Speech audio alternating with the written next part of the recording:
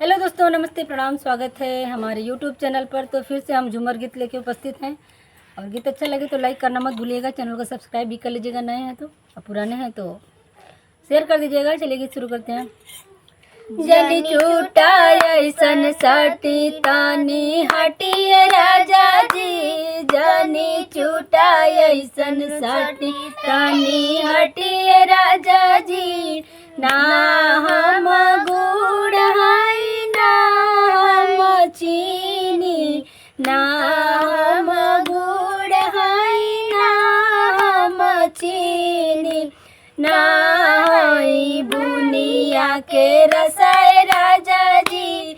ननी छूटा ऐसन सटा तनी हटाए राजा जी, जनी छूटा ऐसन सटी तनी हटिए राजा जी। ना हम छेनाई ना रसगुल्ला, अरे ना रसगुल्ला, ना हई जिलेबी के रसाय राजा जी।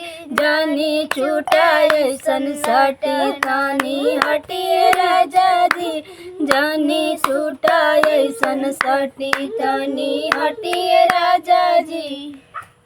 ना हम बर्फी आई ना हई पेड़ा, अरे ना हई पेड़ा, अरे ना हई चम के रसाय राजा जी।